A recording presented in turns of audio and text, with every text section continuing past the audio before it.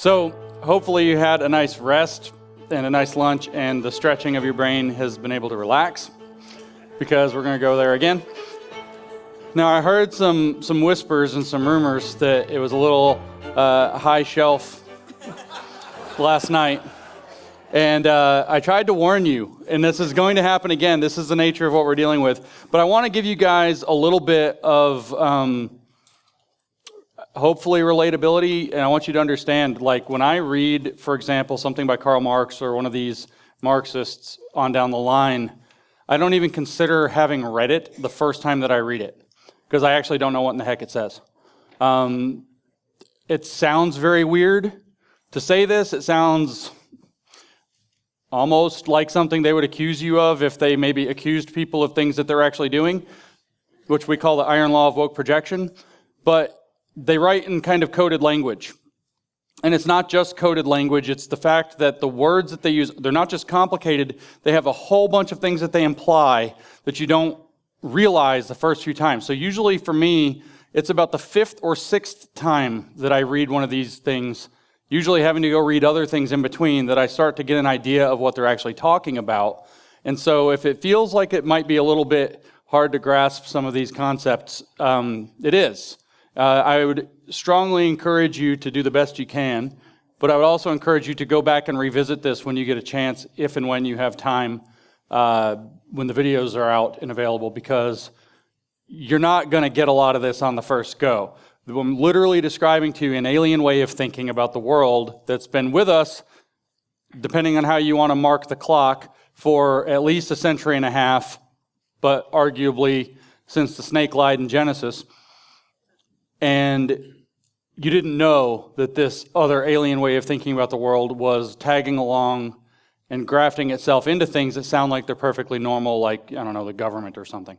So bear with me, but let's reorient ourselves to last night. So last night we talked about the dialectical faith of leftism. I introduced the idea of Georg Hegel and his dialectic, his dialectical trinity we talked about.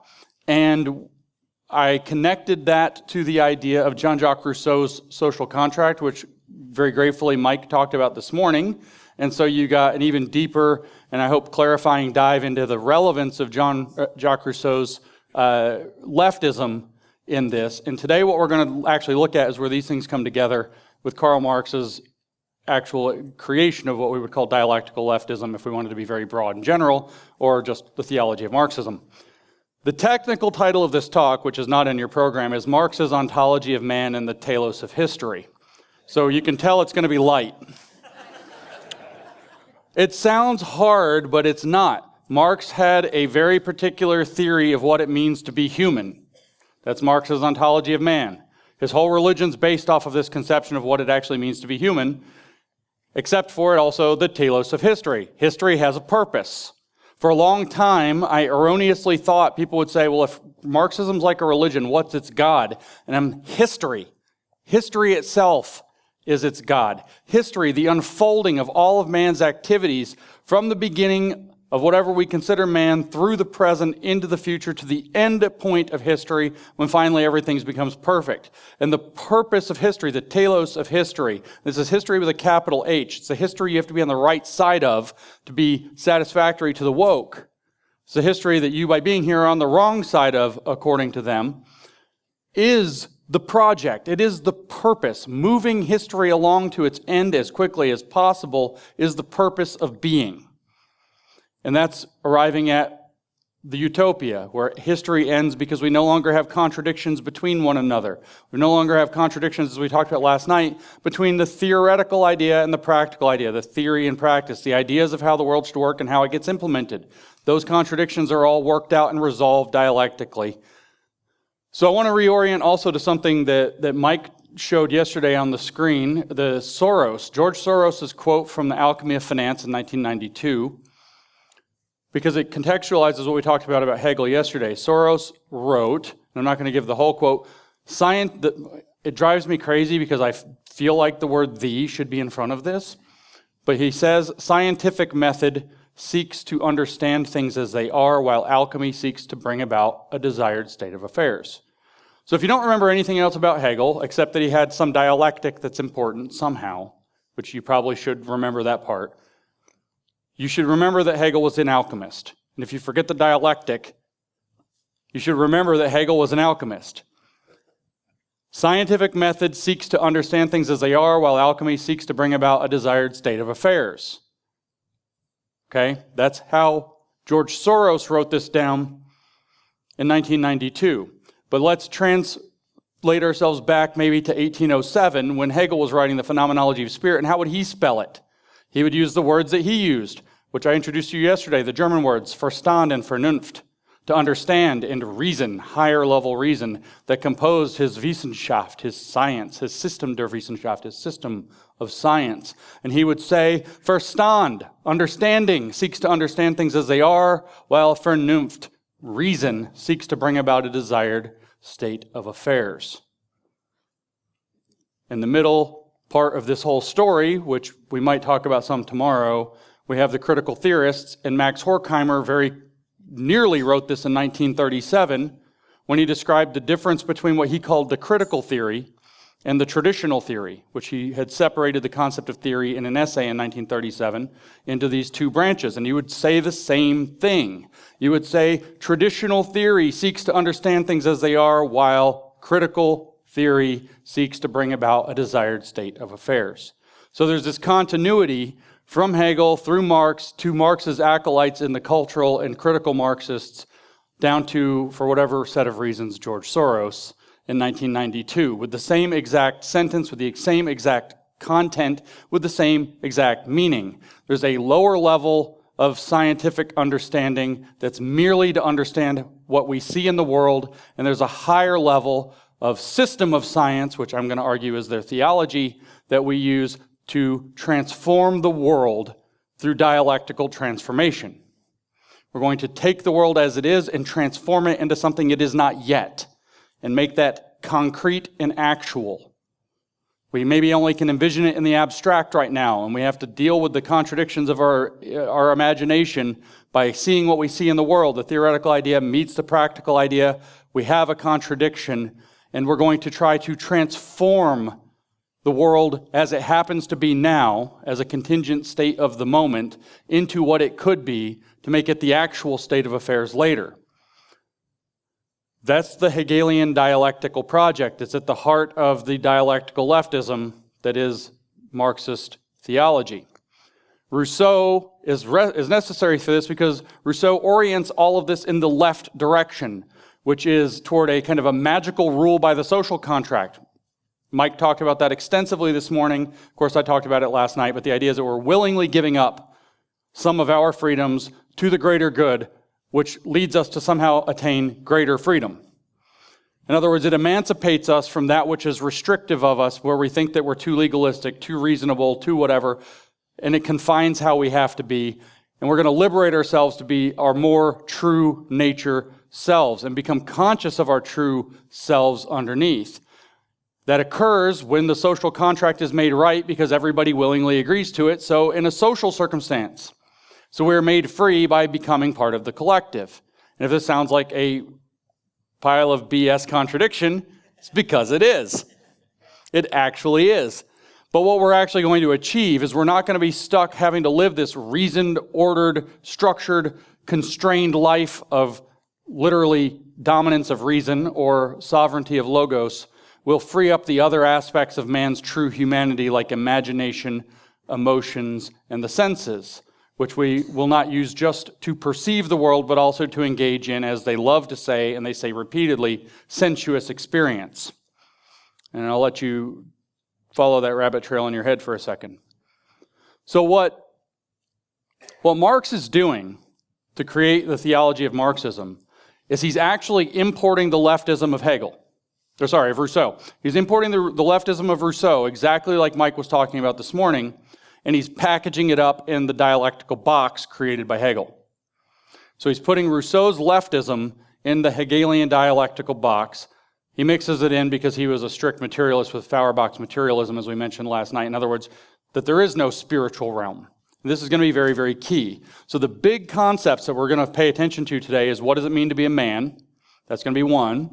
Another big concept we're going to talk about today is what is the purpose of being a man and what's the purpose of history, therefore. And then the third is how do we demystify reality?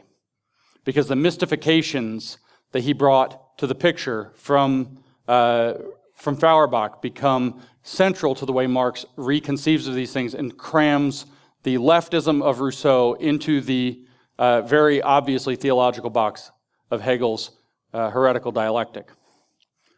Like I said, history becomes a central object of this. The whole program, the Telos of History, the purpose of you is to advance history. So the question becomes, how do you advance history? Your role, your duty is to advance history, but not arbitrarily, not in some willy-nilly way, not in some natural or organic way, but rather to a directed endpoint, to a directed goal. Even if we don't know what it looks like, we know that it's liberated. We know that it's emancipated. We know that it's free from the things that constrain us and imprison us in the world that we find ourselves in. And at that point, history has become advanced to the point where it's become idealized. It's become perfected. One might say it's hit its absolute state. And we arrive at a place where man has been made dialectically to live in society. We're no longer talking about ideas. We're no longer talking necessarily about an absolute idea as a great spirit or something out there. Man has to be made to live in society, which is ultimately the Rousseauian vision, but now we're going to package that up in terms of the Hegelian dialectic to advance history to its absolute state. So the goal is to figure out what is the absolute state of man and the society he lives in, because we don't have the absolute idea, which is the actualization of God, that then shows us what it's supposed to look like, and it just manifests from that, which is kind of what Hegel believed. That's the mystification that Marx blamed Hegel for. He said that's spiritualist nonsense. So I've got a quote to warm you up from Karl Marx. I warn you, reading Karl Marx is unpleasant. It's unpleasant on a variety of levels. It's hard to not just become generally grumpy and angry when you read Karl Marx, but it's also weird. Some people have said that Marx was not a very good writer. I don't necessarily disagree, but I don't fully take that view. Marx, there's another word which I'm not supposed to say from this stage, but I'm going to, Pastor and whoever else can forgive me, was a bullshitter. That's what it boils down to. He, in the more urbane speech of Eric Fogelin, who I quoted last night, was an intellectual swindler. So when you're intellectually swindling somebody, you've got to jabber your jaw a whole lot to convince them of the nonsense you're saying and make it seem plausible. And Marx writes like that's what he's doing. And he writes hundreds and hundreds and hundreds of pages of this. And it's really irritating to read. So we'll start with a quote from Karl Marx about being. A being only considers himself independent when he stands on his own feet. And he only stands on his own feet when he owes his existence to himself. So we're throwing down God from the get-go with Karl Marx. This is from the Economic and Philosophic Manuscripts written in 1844. Marx was 25 years old when he wrote this. It's a real pleasure to read, I tell you. He goes on to write, which I don't have on the screen, a man who lives by the grace of another regards himself as a dependent being. But I live completely by the grace of another if I owe him not only the maintenance of my life, but if he has moreover created my life. If he is the source of my life. When it is not my own creation, my life has necessarily a source of this kind outside of it. I told you it's awkward writing. The creation is therefore an idea very difficult to dislodge from popular consciousness. The fact that nature and man exist on their own account is incomprehensible to it, because it contradicts everything tangible and practical life. But what Marx is saying here is visible in the part I put on the screen. It's very easy to see. Man is his own creator. And if you regard something outside of man as his creator, whether that be God or something else, then man can't be independent. He cannot be an independent being. He cannot enter into his true independent manhood as man, not as an individual man growing into manhood, as what it means to be human. He cannot owe his existence to something else because that would make him dependent on that something else. he has to be wholly independent. So anything that might be like creation has to be cast down as a mystification of reality that blinds man to his true nature, which is that he is his own creator. He means this literally. Later in the manuscripts, he writes, man is God. Wait, sorry, this is my words. He didn't write that part. I've got another quote later where he says it much more clearly. The way that I explain this, so pardon me for that, man is God in the Marxist theology. Man is his own creator. It's not quite the man, though, that you think. So if you're looking, where is the deity? Why didn't the Supreme Court nail communism? It says because it doesn't have a deity. It doesn't orient toward a theos, but it does. Man is the God. Capital M man, all of man, is the God in Marxist theology, but not quite man as he is now at any given point in the stream of history as it unfolds. Man as he will be when he completes himself at the end of history and actualizes his true nature is God. Man, Marx noted, recognizes himself as an incomplete being who is in the process of becoming his completed self. Just like for Hegel, God is an incomplete deity who is in the process of becoming his completed self. So the man that arrives at the end of history when he actualizes his full true nature is God. But the joke is, man is already that, but he can't realize it about himself until we get to the end of history and the contradictions are resolved. Because in between, man is dominating other men, and there are social constructions created by that limit his ability to perceive himself as he truly is, as a creator. In fact, as his own creator, not individually, but also socially. Man as the absolute man, which Marx called social man or socialist man, arrives at the end of history. That stands in parallel to Hegel's absolute idea, from which the whole of reality is supposed to establish itself in its perfected form.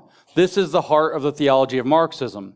Man is his own creator, and when he realizes his creative potential, seizes the means of production of himself, and arrives over the long process of creation and recreation, which you might hear reimagine and recreate a lot in their language, when you arrive at the end of that process, we have finally reached God in man. Not any given man, all of man, but there's no distinction because individual man and social man are the same man, an individual made to live in society. And I'll tell you how I realized that this was the God of Marxism about a year and a half ago, maybe a year ago. The way I realized it was, I figured out we talk about God in, say, Christian theology as a moral lawgiver and the ultimate judge. You will stand before your Maker on Judgment Day, and you shall be judged according to your life. That's some standard theology. What do you think being on the right side of history means? It means that you look backwards a couple generations and you think how backwards your grandparents were and the world was in the 1930s, and you judge those people, and then you look forward 50 or 80 years and you think, wow, those people are going to judge me like I judge them, how backwards and awful we actually are. Then you kick that to the end of the history. The I at the end of history, the perfect society, the man at the end of history, looking back saying, did you stand with this process or did you not, is your ultimate judge. And you were either on the right side of the process of moving history or you were on the wrong side. When I realized that the moral lawgiver and his role as final judge determines being on the right or wrong side of history as the I at the end of history, and the end of history arrives when the dialectical materialist process ends by all the contradictions being ended and man reaching his perfected true nature, social nature self, I realized what the deity of Marxism is. It's man as he already is without knowing it, as he will become when he fully realizes it, looking back and judging you for either progressing the dialectic, ignoring the dialectic, or resisting the dialectic that brought him to where he is always supposed to be. But for now, and then, whether we're talking about 1844 when Marx was writing these things, or today in 2022, man is incomplete. But what makes him man, as opposed to animal, is that man can know he is incomplete. He can become awakened to a true consciousness of his incompleteness, and thus his need to complete himself, and the capacity as a creator to take the actions that will complete him. He can know he is in the process of becoming the absolute man, which, by the way, as far as I know, Marx never used the phrase absolute man. I'm projecting Hegel into Marx to make it more clear as a teaching device. Man can know that he is the creator that can recreate not only create coffees, and not only create computers, and not only create chairs and churches, buildings, air conditioning, so you can live in the desert. I used to wonder, I never wondered why people came here. I wondered why people stopped here. It's hot.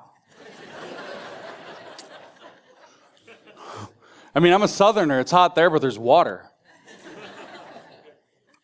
There's a lot of water. I don't mean just the creator of things, though, like air conditioning and buildings where the air conditioning works. He's the creator also of other things that he takes as his object.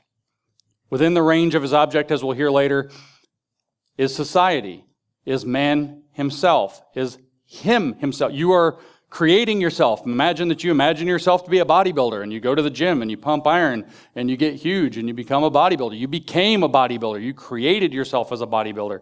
That, but kicked out to the point where you literally change your very human nature.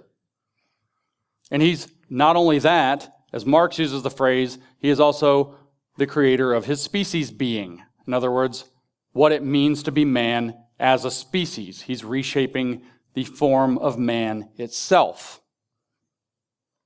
And you thought that we will be as God's thing was just a story. I don't have the right computer with the bite of the tree of the fruit of knowledge, but that's where this is all coming from. So Marx, being a German, meaning entranced with the idea of a total systematic philosophy that he would be able to explain the entire world with, and also being a young Hegelian in that line of thinking, really liked Hegel's dialectic for this process of realizing one's incompleteness and capacity to recognize oneself as a creative subject that might complete himself and everything around him. But he also, like I said, thought it was too mystical. We really have to focus on the idea that Marx hides his whole religious ball in the demystification of his theology. Quoting from the preface to the second edition of Capital, Volume 1, like I told you, Marx wrote a lot. The mystification, I've got this one, a slide. The mystification which dialectic suffers in Hegel's hands by no means prevents him from being the first to present its general form of working in a comprehensive and conscious manner. With him, it is standing on its head. So it doesn't prevent him from presenting something in a comprehensive and conscious manner, but the problem is it's upside down. It's standing on its head. It must be turned up, right side up again if you would discover the rational kernel within the mystical shell. So what was at the top of our Hegelian dialectical triangle, Trinity? The idea, which stood for the approximation of God. So the idea was at the top. It's upside down. We're going to have to flip it over. We're going to have to bring it down to earth, if you will. We're going to get out of that mystical shell of ideas and idealism and an absolute idea being the structure of reality and blah, blah, blah, blah, but we're going to keep the comprehensive and conscious form of the dialectic as a means to transform reality. This is where the materialism aspect is going to get brought in. That's how we're going to stand Hegel on his head, or unstand him on his head as Marx had it. The idea isn't out there, Marx said, following from Feuerbach. It's not like there's this Neoplatonist realm of forms of perfect shapes to reality, and when people are understanding them and trying to approximate them, that they create what they create in an idea space, a philosophical space, and then that flows into a state that's organized around the philosophical ideas of the time to give structure to things. No, he says, the idea actually exists in people's heads. People come before the idea. It's standing on its head. It's upside down. The idea for Marx is what people see the world and they form the idea, not that the idea is out there and we're trying to remember or recollect it. So Marx's take on Hegel is, he's not quite wrong, but he missed the fact of the materialist truth because he was caught up in religious mystification. He was a theologian. Mystification for Marx takes two primary forms that are actually really the same form, religion and ideology. Religion fits actually within ideology. Ideology, for Marx, is the set of stories, mythologies that the people in power tell themselves and everyone else about why society is structured the way that it is in the present moment and why it should stay that way. The capitalist meritocratic system is an ideological myth that people say, this is why we ordered society this way. This is why I deserve to be a have and you have to be a have-not. And we tell a whole ideological story. The reason society is so legalistic and we need lawyers is because, well, we have to adjudicate these different disputes. So we need these things. This is an ideological mystification. We don't really need lawyers. They don't do productive work. We don't really need them. I see some of you agree with Marx. We don't really need them because this is all socially constructed nonsense. And if man actually realized his true social nature, there would be no disputes to have to adjudicate with law. The idea of law itself, therefore, becomes a problem.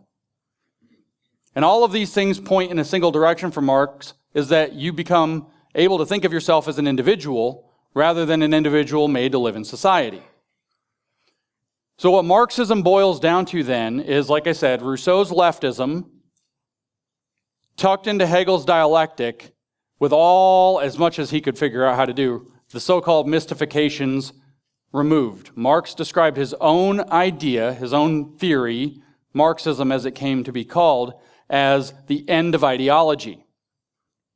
Ideology, all the justifications, all the stories, not necessarily ours, not fascist ideology, not capitalist ideology, not this ideology, not that ideology, all ideology. Which, by the way, you will now recognize means that Marx did not consider his ideology an ideology. He exempted himself because his is the one that ends all the ideology. And so now you can see that there's some intellectual swindling going on here, which requires thousands of pages of nonsense. But he was really down on religion because of this. So even before he wrote the economic and philosophic manuscripts in 1844, just to give you some more temporal context, Marx wrote the Communist Manifesto in 1848, and he wrote Capital in 1867. So this is way before all that. 1843, leading into the beginning of 1844, I think it published in February, but it might have been January, he published a critique of Hegel's philosophy of the right at a book length. And then the economic and philosophic manuscripts, which I quoted from a minute ago, which are basically him laying out his theological doctrine before he wrote what was originally called the Communist Confession of Faith. And Engels was like, don't call it that. They might know. I don't know if he said the might know part. Don't call it that. Call it the Communist Manifesto instead. The original title for that was the Communist Confession of Faith.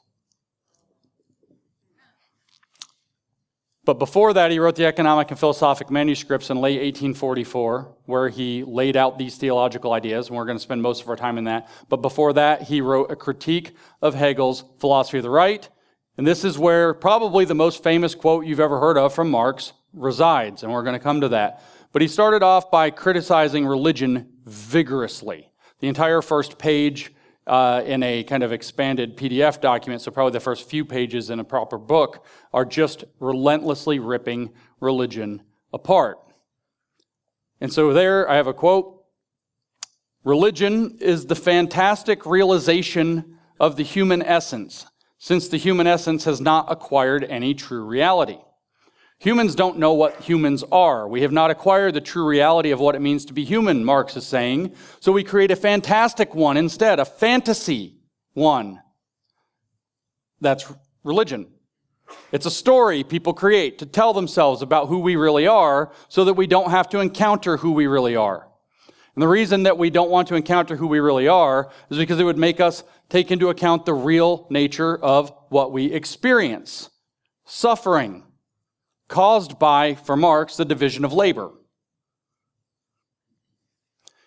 We live in a world full of suffering, and we give ourselves religion to try to cover up the pain.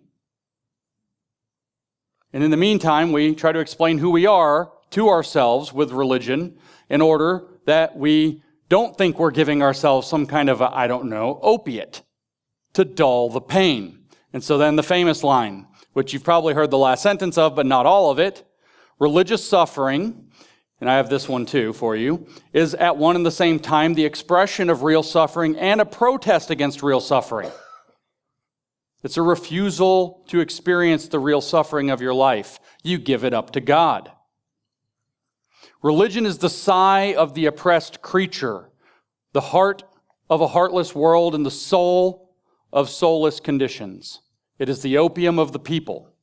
Now, I don't know if you've ever had the distinct pleasure of having been cut on or something and have to take opiates, but you'll notice that you take your Percocet or whatever afterwards. I don't know if that's a brand name and we can't say it, but whichever ones, your codeines and whatever else. And you still hurt. You just don't care.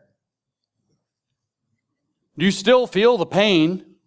You just don't care that it's there. It's a really weird thing when you actually end up taking an opiate and you think, wow, I'm on hardcore painkillers. And you're like, wow, I still feel the pain. It just doesn't bother me. It's still there. You have to take other things, analgesics, to kill the pain, which sometimes work and sometimes don't. Opiates don't kill it. They make you just not care about it. Religion is what allows people to not care that they're suffering. For Marx, it's a story people have created for themselves so they can tell themselves, we can give this up to God and we don't have to care that we're suffering, even though we're aware of it. It is the expression of real suffering and a protest against real suffering. That's his exact words. Instead of this, hiding through an opiate, man is supposed to seek his true reality. In fact, that's exactly what Marx says in the next paragraph. Man must seek his true reality if he's going to be truly free or independent. Of course, that true reality is going to be absolute man, and parallel to Hegel's absolute idea, now stood on its head. Now, of course, this focus on suffering, like we talked about yesterday, is not accidental or incidental. It's because Marx is a Gnostic.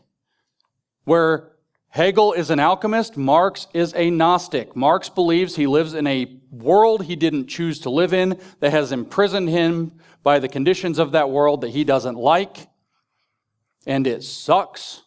And if he could just use his knowledge, he could escape. If he has a vision or a hint of absolute knowledge, then we could escape from that condition of suffering. We arrive at that by seeking our true reality. In fact, he says the abolition of religion is the illusory happiness of the people, is the demand for their real happiness. To call on them to give up their illusions about their condition is to call on them to give up a condition that requires illusions. The criticism of religion is, therefore, in embryo, the criticism of that veil of tears of which religion is the halo. That's the next part of this very famous piece. The abolition of religion is the starting place of setting yourself free, because it is the abolition of the illusion of happiness that you give yourself, which creates the demand for real happiness. That's what he says.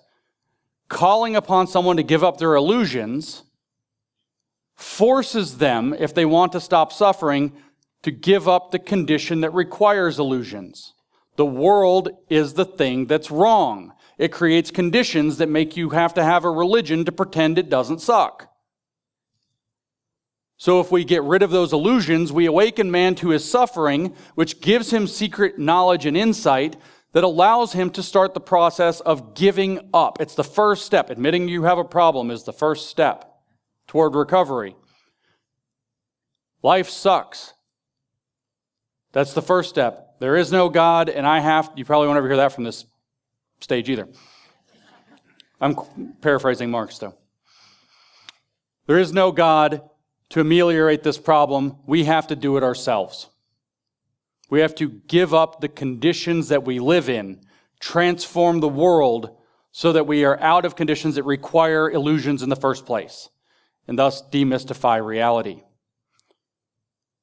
He goes on, this whole first page of this thing is something else, but we're going to try to be sparing and not read an entire page of Marx because I don't want anybody to intentionally drive into the ditch on the way home.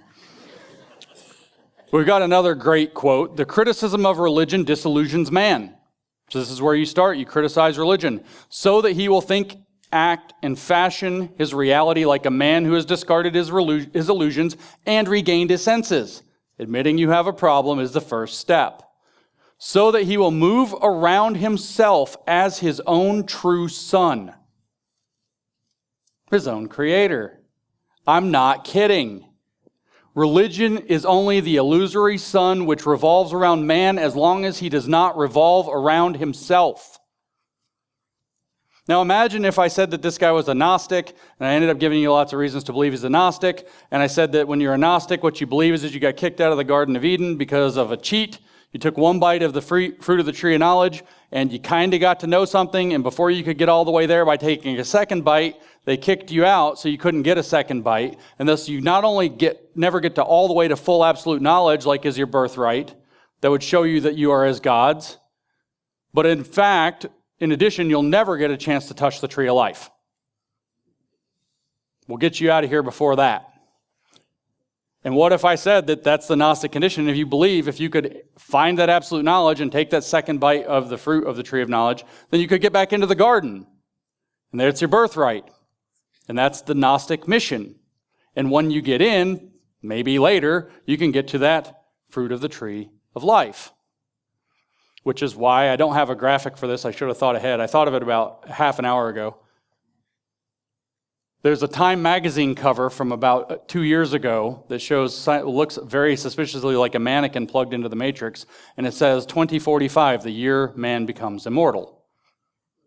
So when Mike was saying earlier that 2030 is a scary year on a scarier trajectory, 2045 is the year that man becomes immortal, presumably by using his computer device that has another bite of the fruit of the tree of knowledge on it to make himself immortal with a bite of the fruit of the tree of life. Just to draw some metaphors to freak you out.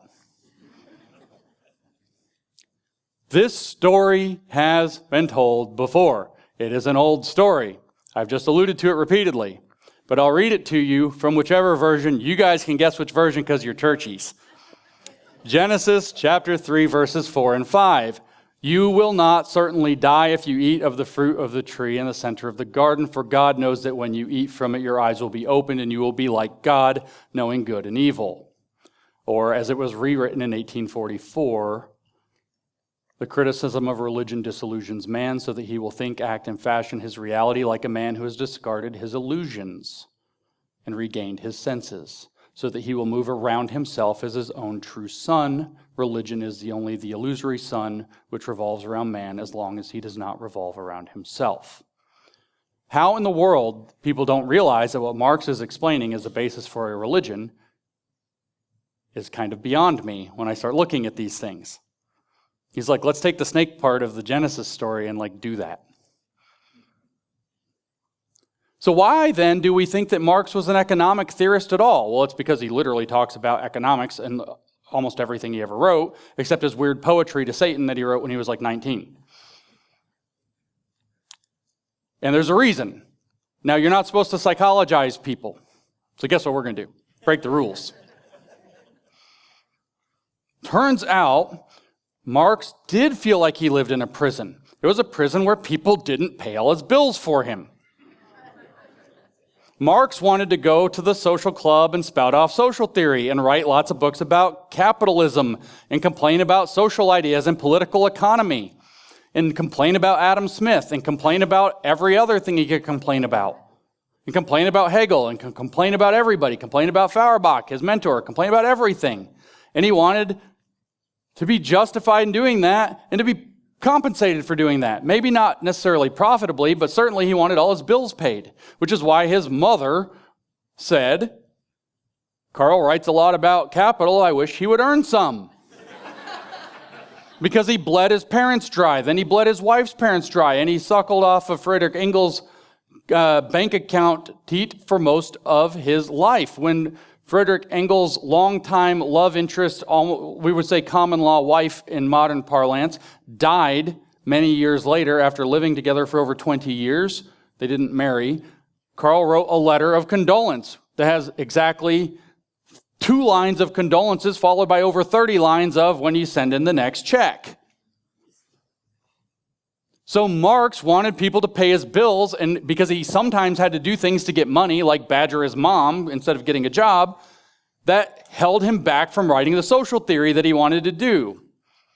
So he believed that economics shapes the course of everyone's life, and it imprisons them, that they have to, get food to eat, which reduces them, he says in economic and philosophic manuscripts, to a mere belly, an animal. Or he has to get a job and work in somebody else's machine, which reduces him to a mere machine. This is why people think he's an economist. He has a theology, and he thought that the ultimate making factor, what determines what life is really like, what limits your ability to be free, is you have to pay for stuff. So people should give him money and not hoard it. So we should be socialists where that would happen. It's not deep. It's not actually complicated. But it is still a theology.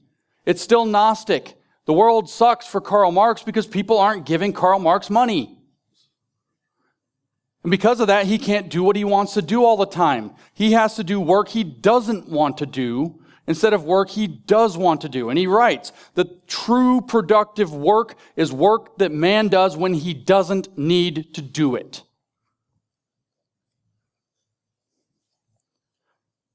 For Marx, this builds out a whole theory of sociology, how man is estranged from man, and that's in all the senses.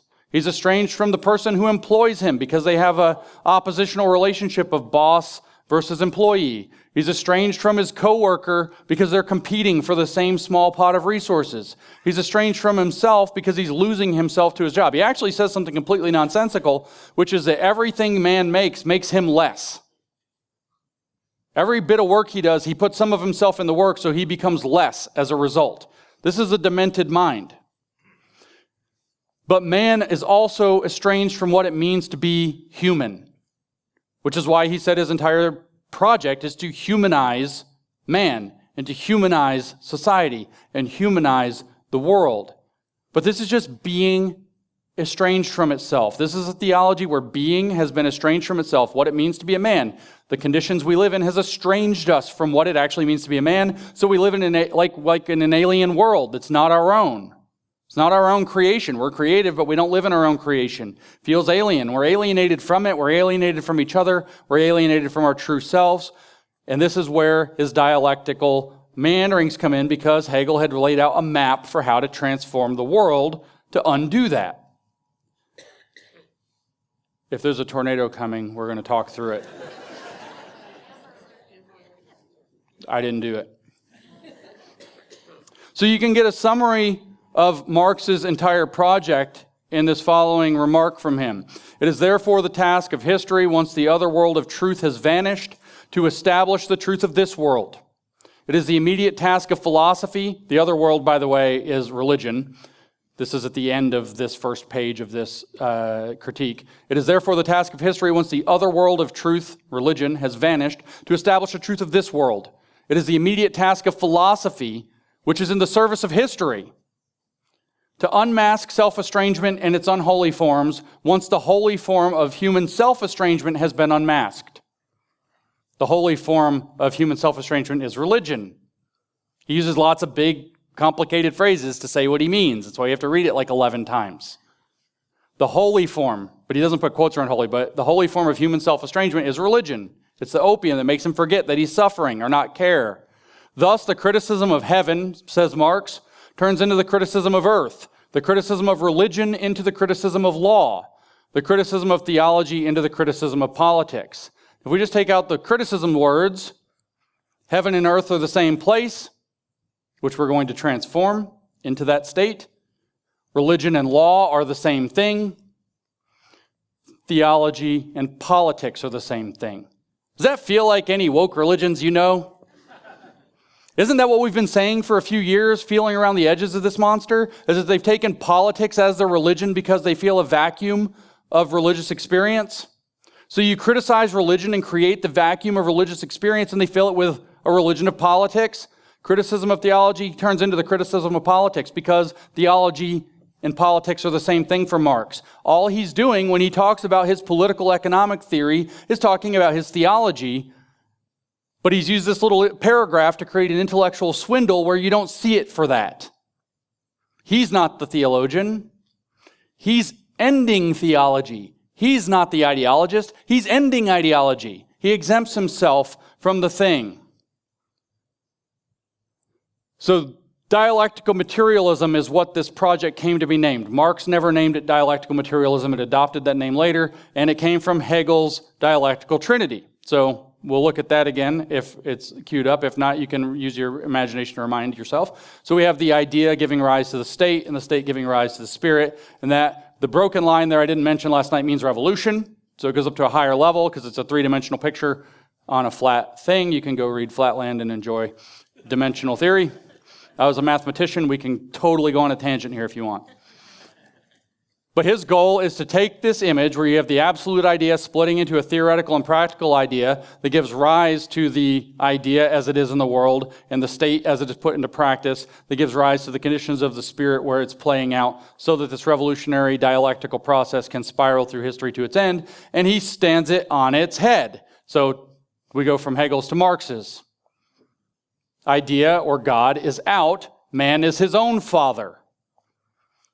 The Son remains the state. Man creates the state gives rise to the society, which is like the Holy Spirit, and the society makes man. But what we have over here instead of absolute man is what Marx called social man or socialist man. That's the divine character here. True, awakened, fully realized socialist man is the God of the Marxist religion. He arrives at the end of history. Man who is taking up the Marxist theory or the ideology, who's accepted the theory, that is the worldly, mundane image of that. The goal, of course, of this process is to break the divine out of the mundane, because to bring the shards of the divine together and recollect them. The practical idea, or in other words, the practice of the theoretical idea, is the state. Now, why, if it is that society and man are what are making each other for Marx, what's the role of the state here? And you see the revolution is that man gathers together and has a revolution and seizes the state. Why is it the state? Because the state represents power. Power is the object that moves the dialectic. Power is the way that society is shaped. For Marx, if we wanted to talk about the Garden of Eden, the character, as he saw it, called God, has all the power, so he's able to kick us out. But he actually explains, like I mentioned last night, he actually explains in this economic and philosophic manuscript from 1844 that the landlords and the capitalists are like little gods. They have the power. The bourgeoisie, Marx explains, the privileged in modern parlance, have the power to make history as it is. They have that power. That's what makes them privileged. The oppressed do not have that power. That's what makes them oppressed. They are estranged and alienated from that power. So what they're going to do if you want to make history and move Marx's dialectic is you have to have power. If you happen to be in the bourgeoisie, the upper class, the capitalists or the landowners, which he says are the same, you already have that power. But if you're excluded from it, you can only do one thing, which is to come together, form the Workers' Party, overthrow the existing order, and seize the means of production. Of what? Of society, which produces man. Man is the production, or the consequence of his social circumstances for Marx. Society produces man, but by using the state as an intermediary of power, man produces society. And then the society produces man. And then the man produces society. So man as a creator, taking society and his species as his own objects, as Marx has it, man creates society, creates man, creates society, creates man, creates society in an endless dialectical loop until man and society have no distance between them any longer, and they are perfectly realized as socialist man in socialist society, the man made to live in society. Perfected man made to live in perfected society. This is the theology of Marxism in an image. What, though, is this dialectical materialism that you're kind of looking at a picture of? Is it just a theory of man and society? No, it actually answers fundamental questions of life and man's role in it. Not only is there the man's role in it part, the man is to seize the means of control of production of society so he can control man. By the way, that's eugenics. When you control the production of man intentionally, that's eugenics, just pointing that out. It doesn't have to be direct, like biological eugenics, but it's still eugenics. You're changing man fundamentally to be something different with a targeted endpoint. So from Engels described the thing, this is in the Dialectics of Nature. This is a fundamental theory of everything. It's a theology. He described what got called the dialectical materialist this way. It is an eternal cycle in which matter moves, a cycle that certainly only completes its orbit in periods of time for which a terrestrial year is no adequate measure. A cycle in which the time of highest development, the time of organic life, and still more, that of the life of the being conscious of nature and of themselves, that's man realizing who he really is just as narrowly restricted as the space in which life and self-consciousness come into operation. A cycle in which every finite mode of existence of matter, whether it be sun or nebular vapor, single animal or genus of animals, chemical combination or dissociation, is equally transient, and wherein nothing is eternal, but eternally changing, eternally moving matter and the laws according to which it moves and changes. That's the thing considered to be the definition of the dialectical materialism. So it's not just man and his economic materialism that Marx was focused on that's transforming itself dialectically. Literally everything in the universe is transforming itself dialectically. This is a theory of the entire operation of universe and man's role in it, with specific duties given to man for what to do, which is to be the one who figures out the way that it moves, mostly by claiming power through the state and pushing it along, consciously toward a directed outcome, which is socialism. This is a religion. It is a total explanation for the fundamental questions of life in the world, man's role in them that gives rise to duties of conscience, and it is obviously a comprehensive set of thought, belief, and practices, which is the activism, is the main practices. And apparently writing lots of pages and letters to get people to pay your bills for you while you write the pages. So now we know Marx's ontology of man, his theory of being. What does it mean to be a man? Man has no other creator but himself. And Marx and his acolytes after him spend a lot of time focusing on this to the point where I call it the existential scream of Marxism. But man is not mere animal. Animals, he explains, engage in activity, not work. They don't transform their world. They conform themselves to the world. Animals are subject to the sovereignty of the order of the universe, logos. Man is actually free from that. He's different. Man has the ability to engage in conscious awareness as he engages in his work to transform the world. As a matter of fact, the most key thing that changes the world or transforms the world or produces value or means anything that makes man who man is, and what man should realize through his work, is that he is able to picture what he brings into creation before he does it, whereas animals just act by instinct. So we have a quote here. We presuppose labor in a form that stamps it as exclusively human. This is from Capital.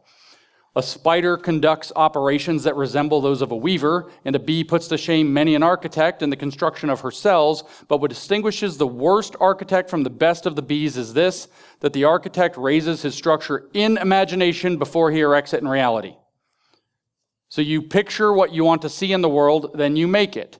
This creates a dialectical, ontological process by which man can come to know who he is. I know it's a lot of big syllable words with a hyphen. George Carlin's ghost is looking down at me, upset. If you haven't seen that, you should look it up. Political correctness.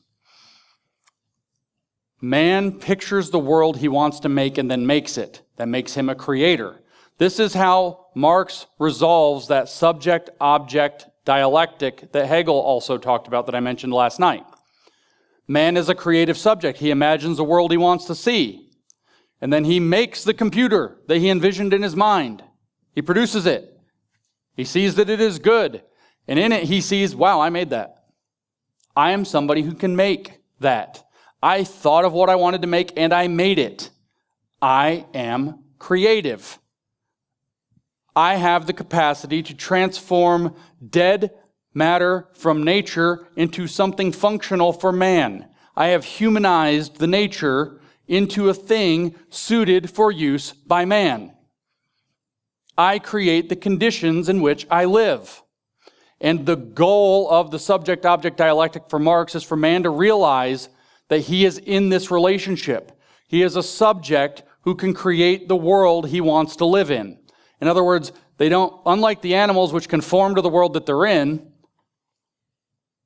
Marxists transform the world to become what they want it to be.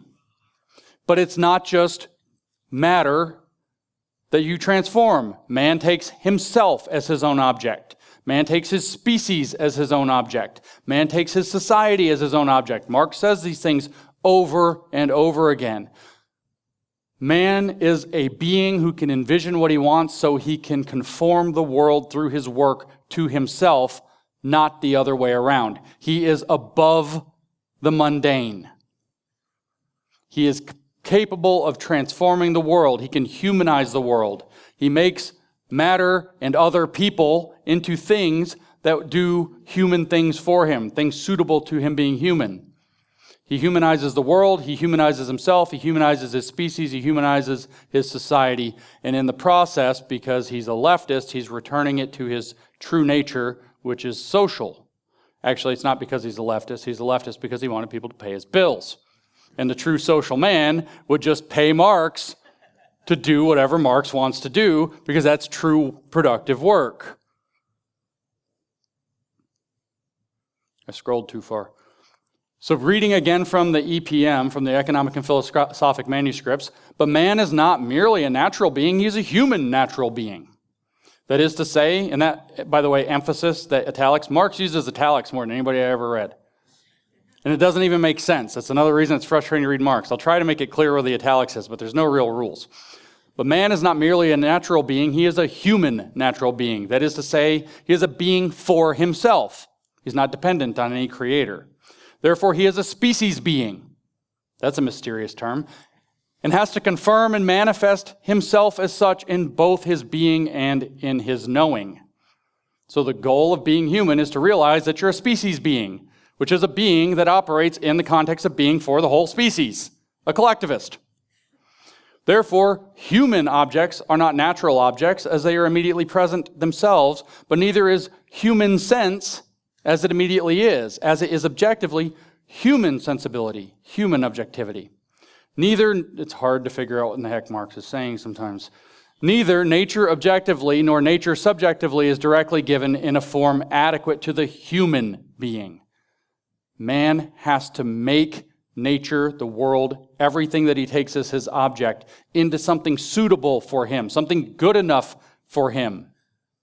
He even talks in this, I'm not going to read the quote, about remaking the senses, the eye and the ear, so that they're made human. He compares it to not being able to appreciate music at the first, to being able to appreciate music later, to not being able to appreciate art, to understanding what you see when you look at art. You've trained the eye and the ear to become more human, or to actually become human, not a crude ear, not a crude eye like an animal has. Man is a creature that has the capacity to transform himself and lift him up beyond the mere animal. We won't quite say to God, because Marx said there are no gods, so he exempts himself. But he's literally talking about transforming what it means to be a man and the world so that it is all given into a form adequate to a, emphasis, human being. The world has to be transformed to make it human. In other words, maybe you would take the jungle and turn it into a garden that you get to be in. I don't know. You humanize that. It's like you take raw nature and you look at the messy, ugly city and you figure out how to make nature more like the city and the city more like nature. Maybe it's something like that. Work is how this is done. The liturgy of the Marxist theology is work, or as they usually pronounce it, the work, in the sense of do the work. It's interesting in German, the belief that work frees you as a man to become your true self, because the expression in German is Arbeit macht frei. Work makes free. Work frees man. And it's interesting because you would know if you've studied your Nazi history that that's what they inscribed over the entrances to some of the concentration camps like Dachau and Auschwitz. Arbeit macht frei. Work makes free. If you don't know the history of Mein Kampf, and I don't really want to give a lecture on Mein Kampf, and I'm not even quite sure, I'm happy to admit that I've read Mein Kampf, or rewritten a chapter of Mein Kampf and got it submitted and accepted as a social work paper. But if you read the beginning part of Mein Kampf, the first 3 chapters, Hitler spends an awful lot of time really angrily discussing what it's like to argue with Marxists until he says that they basically drove him over the edge. And then it takes a dark turn a few paragraphs later when he says, and then I one day realized they're all Jews. So why would he have inscribed over the concentration camps, Arbeit macht frei? Because all the Jews are communists, and he hated communists because they pissed him off so much from the beginning. Arbeit macht frei is what the hammer and sickle mean. Work makes you free. Productive work. But it's only truly productive work, Marx says, when it's work you don't have to do. You're not doing it for somebody else, and you're not doing it for your belly. Stupid being hungry, or I can't just write my capital theory. Stupid hunger. So work is above activity, which is what animals engage in for Marx, but it gets stolen from man by the division of labor. Work gets turned into labor, the exploitation of the working process. You see, as a creative subject, I envision what I want to create in the world, and I make it, and I'm like, wow, I'm a creator, I made that. And if you've ever made something, you feel that sense of pride. You know, if you want to get a kid to eat some new food, you get them to help cook it, and they're proud that they helped cook it, and they're like, I'll eat that. Broccoli's good all of a sudden, I cooked that, or I picked that, or whatever, they get them engaged in it. It's that kind of taken out on steroids, right? Wow, I created that. It's fit for human consumption now because I picked the broccoli myself. So that's why you need a sickle on your flag so that you can understand how good the food is when you grow it yourself. I'm not joking. But the problem is that let's say that I have a great farm going here and I have more work than I can actually accomplish. And I'm like, hey, y'all want a job? Tell you what. Here's a sickle, go harvest some stuff. I know you don't harvest broccoli with a sickle. You do grain, I got it. I know. I might have had to do this before. I'll pay you. I'll give you this abstract thing called money in exchange for you going and creating what I envision. You're not going to create what you envision with your work or your labor. You're not going to do work. You're going to do labor. You're not going to create what you envision. You're going to create what I envision. And I steal from you the ability to see yourself as a creator in the process. So I estrange you from your true nature. I estrange you from yourself. And I alienate you from that which you've made and that what it would tell you about yourself. So I alienate you from yourself, which is a grievous sin, almost like a fall. Because man is forced to make what somebody else envisions or is paid to do so. And that's fake and abstract. You don't get that sense of satisfaction that you made the thing that you pictured in your mind, which is what makes you truly man and not animal. So estranged and alienated from your capacity to realize your true nature, you suffer. You're reduced to the state of being mere animal or machine, which is dehumanizing. The person who hires you, despite the fact that they gave you a good job, not only dehumanizes you by giving you a good job, but dehumanizes himself by being the kind of person who would steal your true nature from you to glorify himself. Look how much stuff I made, where really it was 50 farmhands that did all the hard work. I'm so great. I built this whole company, and it's really 1,000 employees that did all the day-to-day labor. That's the way Marx is thinking about this. And this is what Marx is most famous for. But you can see the obvious Gnostic envy in all of it. And when I said that he sees the division of labor as the fall, he really does. He really, truly sees the division of labor as the fall. He even says that the division of labor works like the fall. That's where estrangement, that's where alienation, that's where being estranged from itself comes into the world. That's where man is torn away from his true nature. That's where man is imprisoned in the world of labor and wages and suffering and toil and alienation and estrangement and loses himself and is led to believe ideologies and religions that socially condition him so that he can't think outside of a narrow set of thoughts. Society is creating man as a limited being who's trapped in his own sinful, wage labor conditions.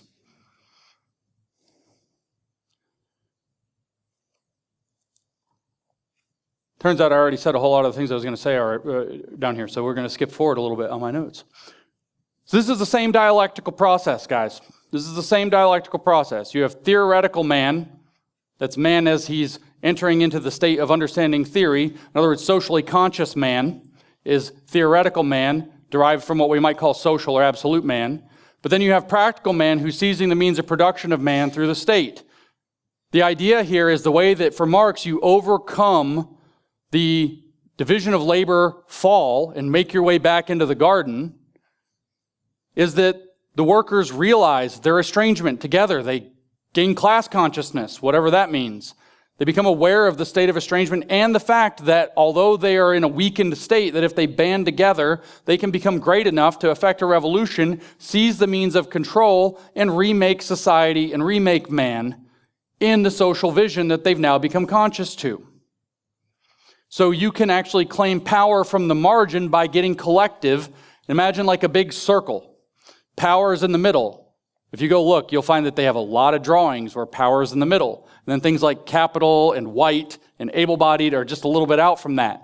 And then out on the margins. But if you get everybody on the margin together, you can get them to fold the margin into the center and say decenter whiteness, while you center marginalized voices. And that's where power is. And then you can seize the means of production of man in society from the outside by banding together in solidarity.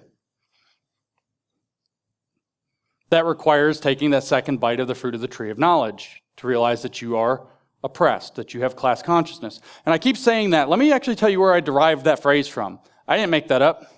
I'm pretty creative. Wrote that whole dog park thing. Not that creative. Turns out Herbert Marcuse, the very famous Marxist from the 1950s and 60s, the leading Marxist theorist of the 1960s for sure, in whose world we now live, but that's a talk for another time, wrote in 1955 a very weird book, a Freudian Marxist book called Eros and Civilization. It was a sexual liberation book. You can guess where that all goes. But in that book he explicitly says the way that man is to get back into the garden is to take a second bite of the fruit of the tree of knowledge. I stole that phrase from a Marxist book who was telling you how you do it. And you get there by awakening to your true nature, which you realize through the fact that you're suffering because it's actually Gnostic. So theoretical man becomes socially conscious. He engages as practical man by taking over the state and creates a synthesis in a socialist society that approximates the ideal social nature of man and leads it through that dialectical condition of working out the contradictions bit by bit as it progresses. Socialism stage 1 isn't quite got it right. All these people are going to starve and be slaughtered so much. We're going to refine the process. It'll work better next time. We're going to refine the process. It'll work better next time. We're going to refine the process. It'll work better next time. Eventually, man will realize his true nature. You won't need the state any longer. Vladimir Lenin said that when the state gains absolute control is when it will relinquish control because you'll no longer need it. And the end of history will arise. Social man as absolute man will realize himself as his own creator who made himself capable of living in a perfected society, which is a socialist society, and the materialist version of the Prisca Theologia will have been achieved. So it turns out it's alchemical too. Your life, you're estranged from. It's trapped in this work-made mortal or labor-made mortal coil. If you could just smash it and get the shard of the divine out, the true social consciousness, you can set it free. They all come together at the end of history, and you end up in the kingdom returned, the Prisca theology, the ancient theology will be realized, but now in a materialist form rather than a mystified form. So the Marxist Paulo Freire, the educator from Brazil that I keep mentioning, has a quote that makes me think of this. He says, "I exist does not come before we exist, but is fulfilled in it." Let me say that again. I exist does not come before we exist, but is fulfilled in it. I exist is fulfilled in we exist. The true nature of man, your very existence. I think, therefore I am. No, we think, therefore I am. I exist is fulfilled in we exist. So now you know Marx's theory of being, which obviously gives rise to the duty to practice this, so thus also a sociology, also an axiology, also some of these other pieces. We see Marx's orientation toward a divine abstracted idea of a perfected social man who will inhabit a perfected social society. That's his deity. It will be the judge at the end of history of whether you are on the right side of the historical process or the wrong side of history. And it will judge your memory as such, good or bad, whatever that would imply, because I don't think he has immortal souls in his story. Just immortal memory. The statues you don't tear down, like Marx's. But there's a purpose to all this. Marx has a teleology, a theory of purpose for history. It is, in fact, that this occurs through the dialectical process, and that man, through it, has to realize his true nature, which is social man made to live in society. This is to be done by seizing the means of production of man in society, and all the derivative forms of Marxist theory kind of do this. They just differ on where the means of production are. Marx saw the means of production in economic stuff because he wanted people to give him money. The cultural Marxists were pissed off that pop culture exists, so they saw it there.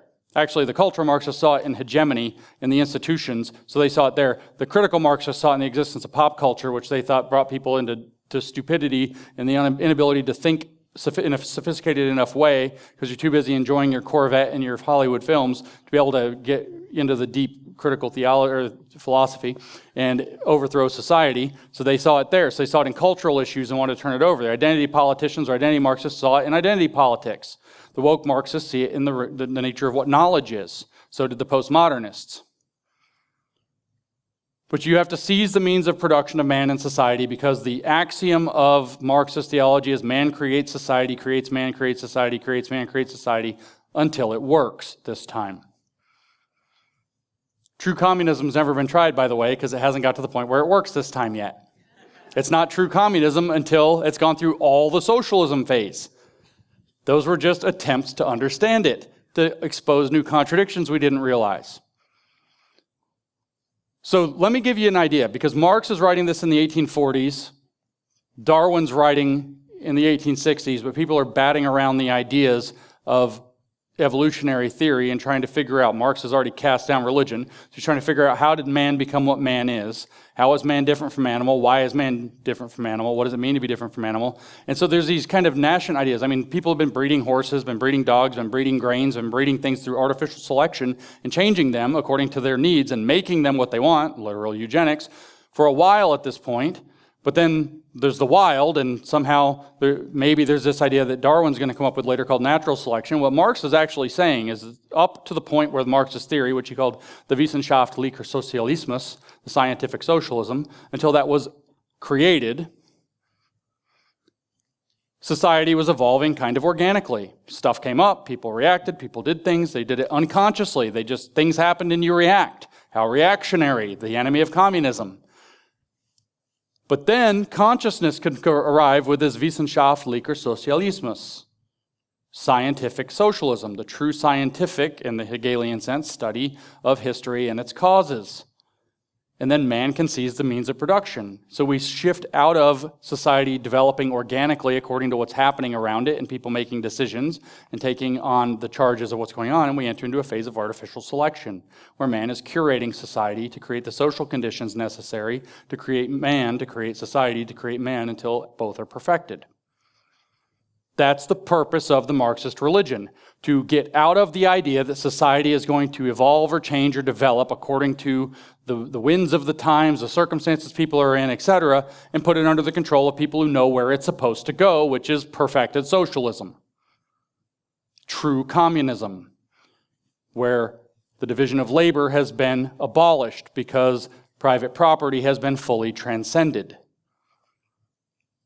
So history and society have progressed, I should say society has progressed throughout history up to the point of Marx, according to Marx, unconsciously by unconscious man, until Marx comes along with his wissenschaftlicher Sozialismus, which is an awful lot like Hegel's Vernunft, the reason, the higher level theory. And so Marx offers the new true science of history, the wissenschaftlicher Sozialismus, scientific socialism. Progress, therefore, has to be seized not by necessarily the worker, but the worker awakened to his class consciousness. The suffering of being made to do labor that teaches you the real nature of yourself and society and how you're being exploited and estranged.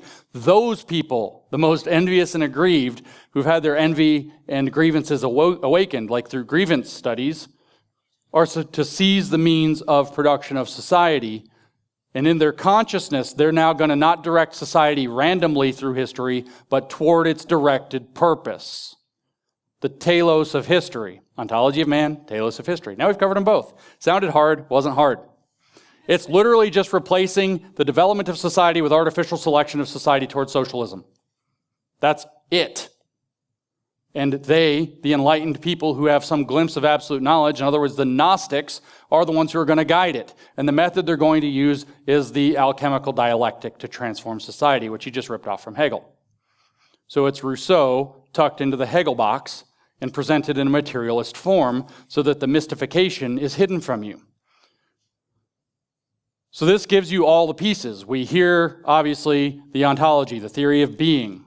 It's a meta-philosophical system. It's a broad system that unifies and orients other philosophies. Theory of being, theory of knowledge, theory of purpose, theory of values, theory of society, and orients them toward a divine, a perfected purpose of history. You can see the ontology and the teleology, we went over those. The axiology, the values. Value is created by doing productive work, which is not labor. It's the productive work of actually seizing means of production to direct history toward its ideal social end. Value is produced by advancing Marxist theory and practice, in other words. That which is good is that which advances Marxism. Everything else is on the wrong side of history. So there's a theory of value that gives you a theory of ethics that informs your theory of sociology and structures it to where there are the good people and the bad people in relentless class antagonism across whichever stratification theory of society that you're applying, economics, racial, et cetera, et cetera, et cetera. All of that trappings as details that don't have much to do with the theology, but just its expression in different domains. But it also has a theory of knowledge. It has a weird definition of truth. The truth, according to Marxism, is Marxism.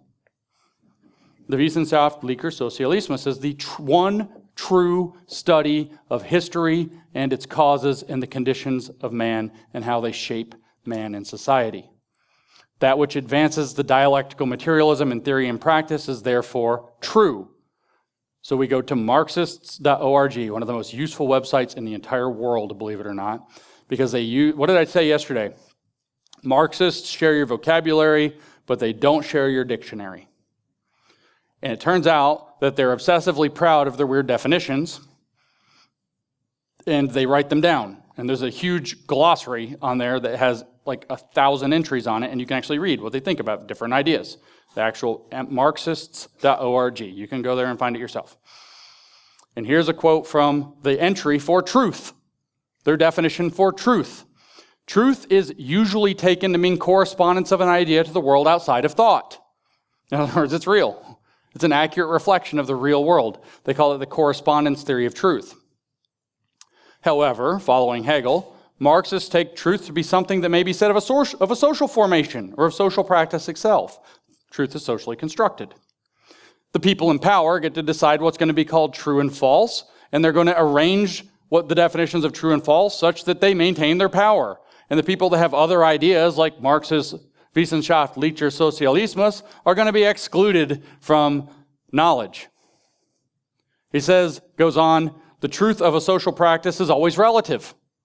Since, as Goethe said, all that exists deserves to perish.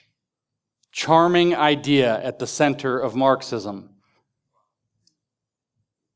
Turns out Goethe was Marx's favorite poet. His favorite story or poem, epic poem, was Faust. I don't know if you know the story of Faust, but we'll do a quick summary. Faust is a guy. He decides that things aren't going great for him, so he's going to make a deal with the devil. Mephistopheles appears, gives him all these powers, but the trick is when you make a deal with the devil, it doesn't work the way you think. You don't just die and go to hell at the end. At the end of whatever the devil decides is the range of your contract, he cheats you, and you maybe go into, I don't know, a dementia state, doddering, presidential form, and sputter.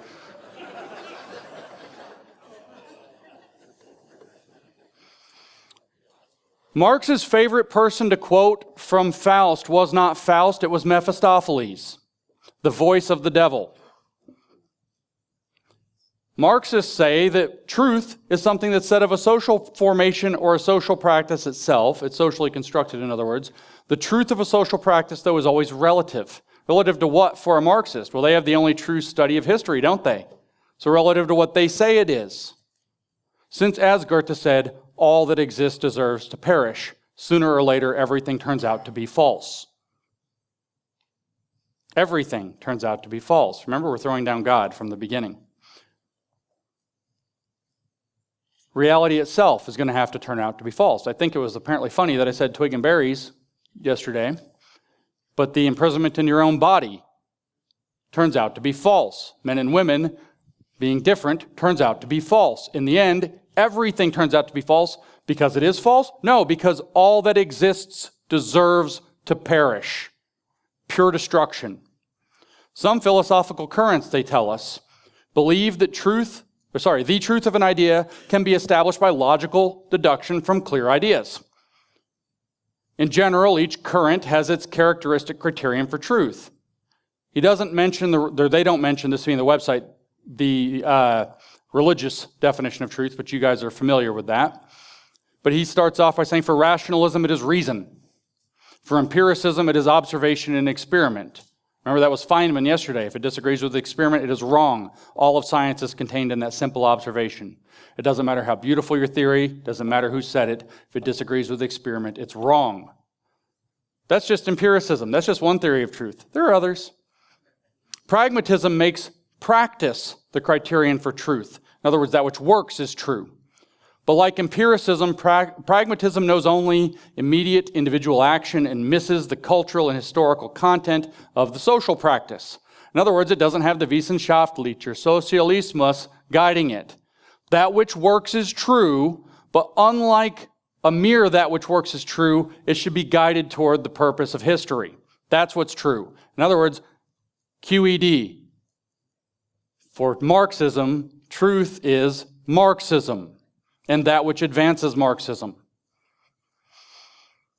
Of course, I said that gives us a value system. That which is good is that which advances the dialectic, that which breaks open the mortal coil that we're trapped in through the division of labor as the fall of man, and allows us to free ourselves as conscious subjects a little bit more so that those pieces can come together and social man can realize that he's social man and create the perfect society, kingdom come, thy will be done by men. Because the criticism of heaven is the criticism of earth. Consciousness is good, meaning self-consciousness, meaning Marxist self-consciousness, but everything else is false consciousness, is bad. Activism that's informed by the theory, putting that into practice, is good. Reflection on the theory to evaluate and inform your next bit of activism is also good. Liberation from all constraints upon your subjective range is good. So when you hear them talk about liberation, what are they wanting to be liberated from? When I say that the answer is reality itself, I actually mean it. They say it's liberation from all oppression, but reality oppresses you. Your twig and berries are a problem. The physical limitations of your body are a problem in queer theory. The idea that anything is considered normal is a problem in queer theory. Reality itself is a limitation on your subjective range. Because remember, Marx's theory of how humans work is that they can envision what they want in their imagination and then create it in the world.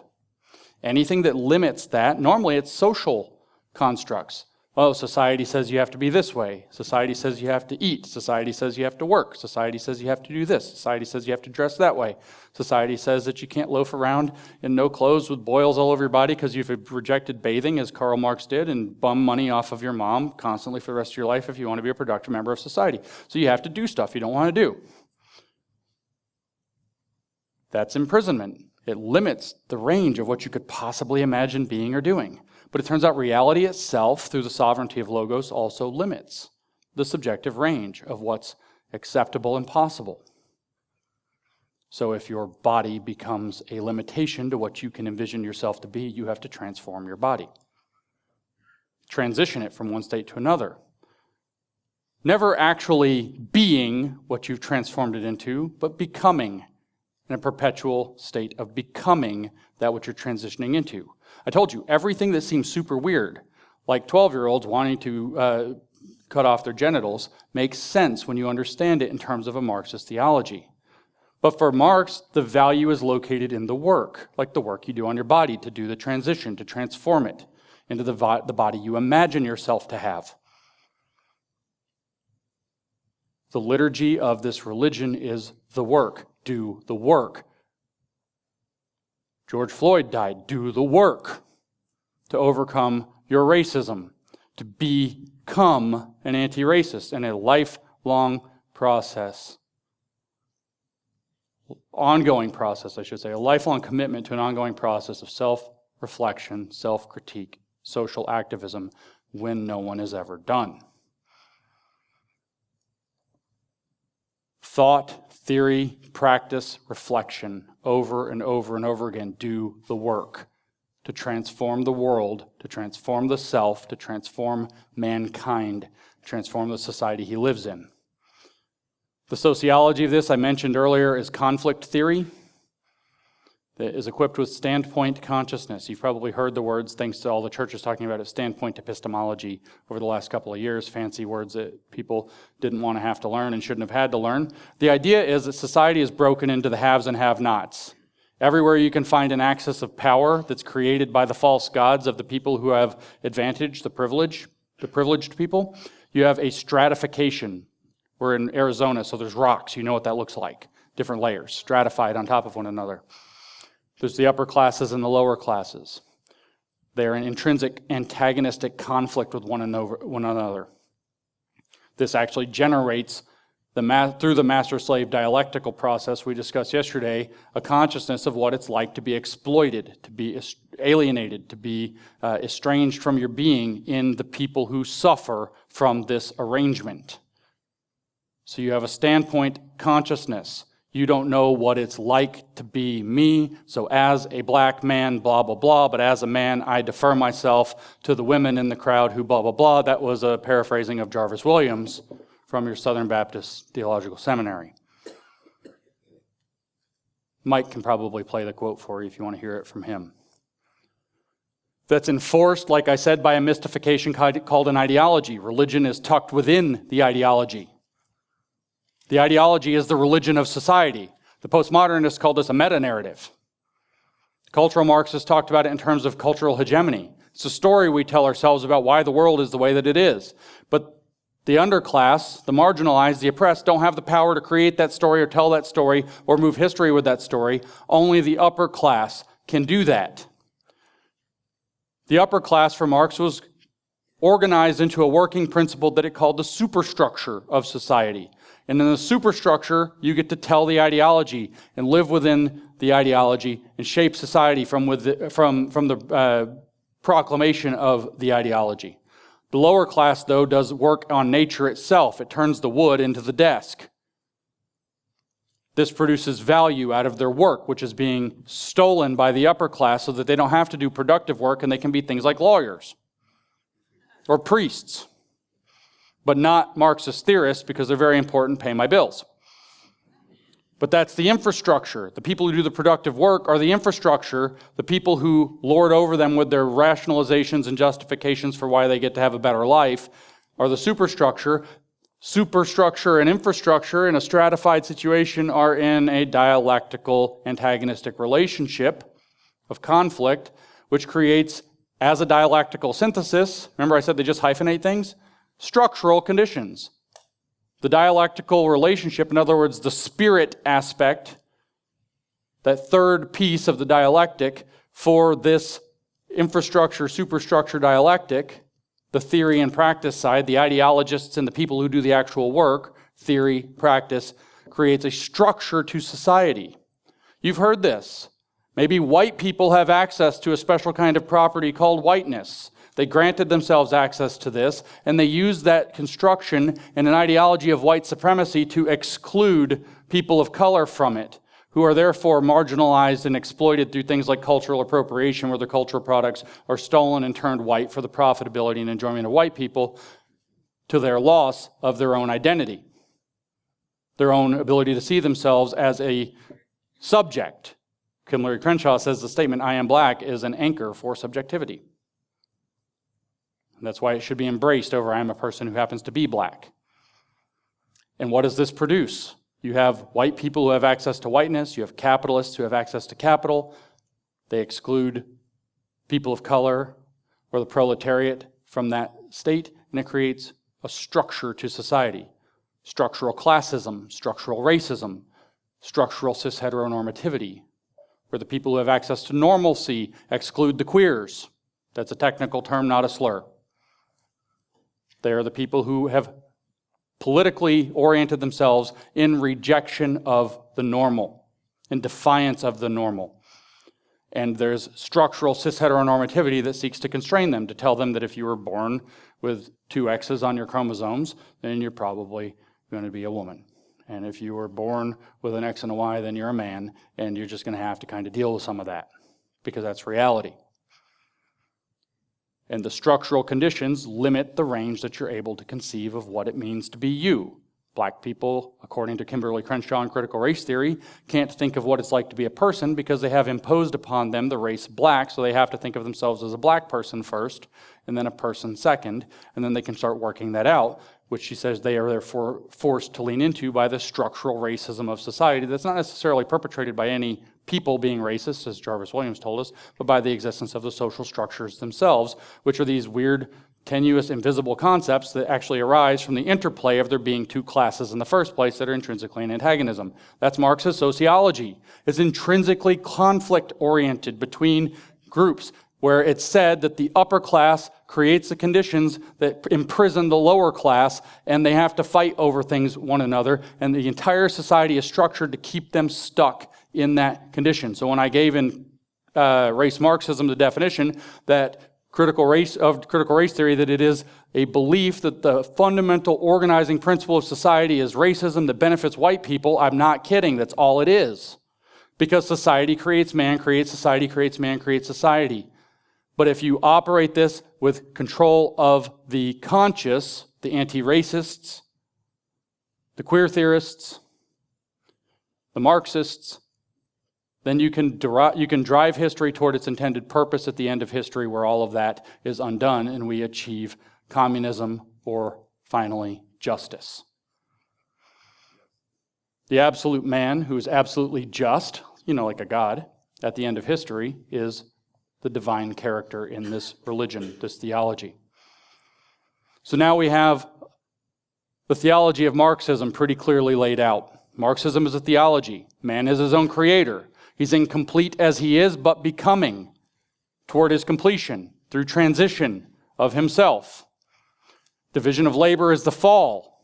Marx had a whole historical process that he laid out. History, his scientific study of history, ran through 6 phases, he said. Way back at the beginning of time, you had all these little tribes, and they were communistic. They shared. They weren't estranged from one another. They didn't exploit one another within the tribe. They just were estranged from one another. They didn't know one another. And if they ran into each other, sometimes they went to war because they didn't realize that they were seeing their brothers. So you had local communism.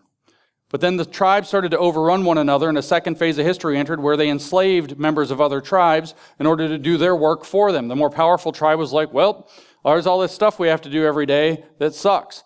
Those guys, we're going to kill them, and we're going to make them do it. And the slave economy enters as the second phase of history. But that gets realized not to be that great, and people won't put up with slavery for terribly long, and they go off to another stage where you now have these grand people that run land estates, the aristocrats, big feudal estates, and you have an estate economy, and it's all run by the farmers and the serfs and the people who say, well, we'll do all your work for you so you can eat, lords and ladies, without having to do anything. All you bourgeois merchants that are selling stuff can grift off of this. And this is the conditions that Rousseau was complaining about and that Marx was looking back upon in the third stage of history, in this estate economy. The serfs are doing all the work, the royalty are taking, the aristocrats are taking all the spoils, and the merchants are grifting off of it. Third stage of history. But eventually people are like, wait a minute, why don't we have, like Michael was talking about with this progression earlier, through the Reformation and the birth of the different revolutions in history, especially the Scottish and then American Enlightenment and Revolution. What we end up with is, wait, I can have a bit of my own, life, liberty, property, inalienable rights. And capitalism comes into being. Everybody gets to be their own self. Marx is really not down with this whole thing. This produces individuation. Individuation is estrangement. But a fourth stage of history in capitalism, still pregnant with contradictions, comes into being. And then the fifth stage of history for Marx is you're going to move that into a socialist state where the conscious have seized the means of production. And they're going to continue in a socialist simulation of communism, enforced redistribution of material goods, enforced redistribution of cultural values, enforced redistribution of identity, political access, whatever it happens to be, enforced redistribution of what's considered knowledge, until finally a just, truly just, stateless, classless society emerges after the state relinquishes power and withers away in its own redundance after a total dictatorship. And global communism, where you get back to the original state of man, communist, but now made to inhabit a global society, emerges. No longer tribes estranged from one another, but got it right, the whole planet getting it right together. But you have to just force people to do that for a period together. Like I said, theory then, well, I didn't say this part, theory then becomes the catechism and work becomes its liturgy. Do the work is its soteriology. Your salvation is done by doing the work. Arbeit macht frei. Work makes free. Do the work. Free yourself from the limits of your subjective experience so that we can emancipate man, so that everybody can live like Marx, not get a job, and can paint pictures and make crappy art, etc. But it turns out that in that enforced stage 5 on the way, well, you've got to understand what the value of real work is. So we're going to just drag you out of your artist studio, kid, and stick you in a field with a hammer and a sickle and make you do back-breaking work and make you make steel and make you do all kinds of terrible things, force you to milk cows even though you don't want to milk cows and you're not good at it. And when you suck at it, we're going to kill you. And if you're not good at all this and you don't believe it's how it works, we're going to re-educate you to program you. Gulags weren't concentration camps like the Nazis had. Gulags were re-education camps to teach you the true meaning and value of productive work so that you could learn that Arbeit macht frei. And then you would learn that the true society works when everybody does their part. Somebody has to like milking cows and go around and milk the cows for everybody. My plumber came the other day, and I was thinking while he was there, this guy probably doesn't go fix pipes because he likes to fix pipes. He might like to fix pipes. He might tinker around and fix pipes in his spare time all day long. I don't know. But I bet you he doesn't come to my house and work on my toilet, which goodness knows what's been in there. Anybody has a toilet. Because he wants to. Because it's for the good of common society. The greater good is fixing my toilet. It's paying my bills. No, it's not. It's because I'm willing to give him a piece of abstract symbolism that has exchange value, that he can go and then trade for things that he wants in life. He can sacrifice some of his work to satisfy a need that I have, and in exchange, I'll give him something for the value of his work that he can go and satisfy his own wants. And this is the actual thing that Marx thought was terrible. But you set yourself free by doing the work and being forced to learn how to do the work in order to make the society flourish because you want to do the work. Because if you were doing it because somebody wanted you to do it, or because you're hungry, or because you're getting paid to do it, that's not really productive work that brings out your true creative essence.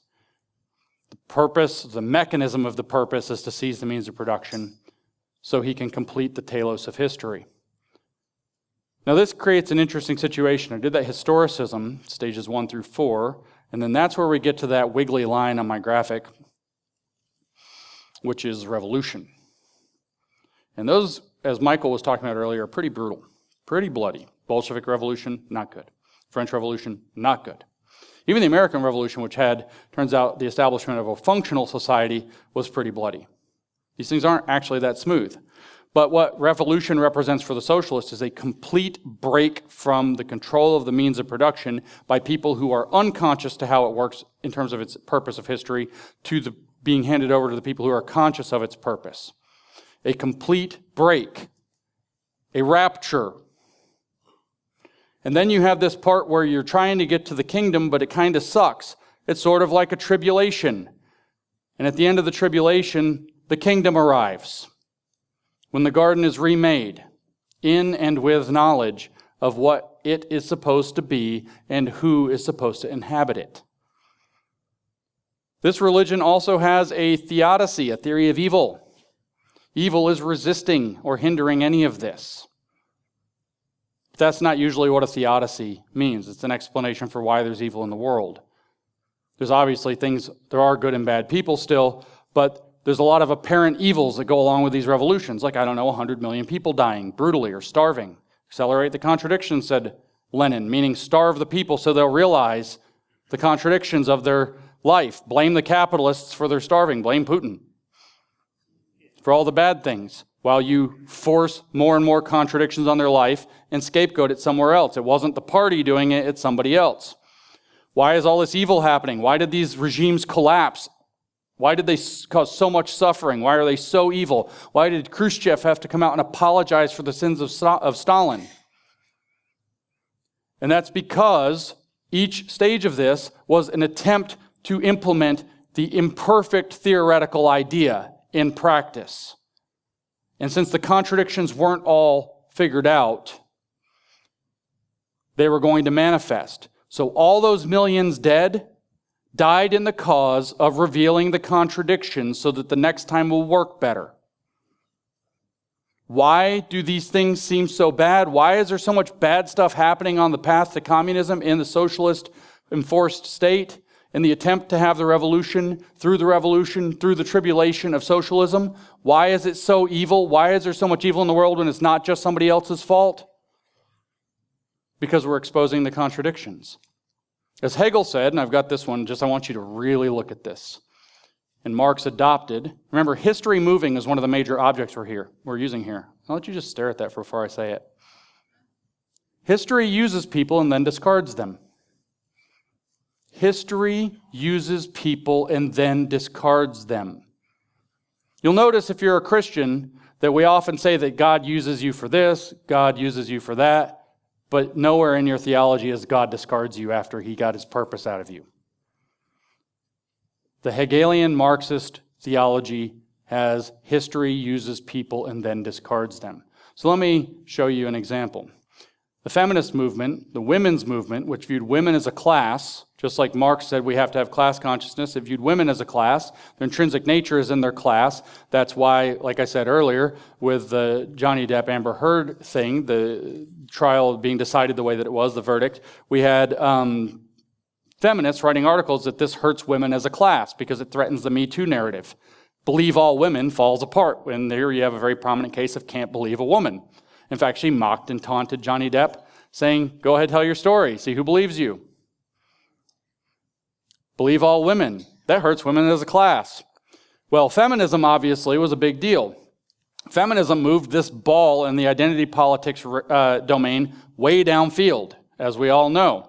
But you'll notice that the feminists today feel almost like a kind of ally to the people that are resisting the new woke movement. Because the feminists are stuck. Because you can't be a feminist supporting women if you don't know what a woman is.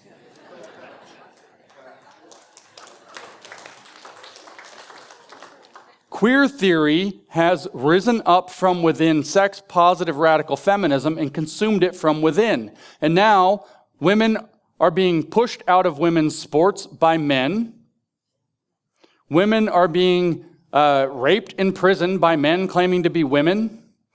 Basically, all the advances of women are being subsumed back to men, and the patriarchy was very tricky and got a hold of them in the end by men that put on a dress. And the poor feminist movement, but what do we tell them? Because they're Hegelian. History used you, and now it's discarding you. Sucks for you, and so the dialectic progresses. which, by the way, in a large percentage of their books, you will find some weird description, and so the dialectic progresses. Critical Race Theory and Introduction has that, for example, in it, in case you wondered if there's any continuity of dialectical thought. So here we have an obvious system of thought, belief, and practice, so a meta-philosophical system that obviously gives answers to fundamental questions about the universe in dialectical materialism, life, and man's role in it, that gives obvious rise to duties of conscience to engage in theory and practice to advance this dialectical process toward its intended history ending point, the omega point. In other words, to make it so, you must engage in a lifelong commitment to an ongoing process of self-reflection, self-critique, and social activism. We have an obvious religion, and the theory behind that religion is an obvious theology. So again, I'll say this: man is the God in the Marxist theology. Not quite man as he is at any given point in the entire stream of history, including now, man as he will be when he completes himself at history's end and actualizes his true nature, which he already is but cannot realize about himself until we get to that point, because the division of labor, the fall of man, has limited his subjective range to prevent him from understanding that about himself. Man as the absolute man at the end of history, socialist man who inhabits socialist society and stands in parallel to Hegel's absolute idea from which the whole of reality establishes itself, is this deity. But for now, man is a unique being in that he's incomplete, knows he's incomplete, and can become conscious of his incompletion and the fact that he can do the work on himself, his species, his society, to complete himself. And what makes man human is that he can know this about himself and thus simultaneously be in the process of becoming himself, his true nature, which fully transcends the idea of private property entirely, because Marx didn't want to pay his own bills. That's your theology of Marxism. It's a religion. Thank you.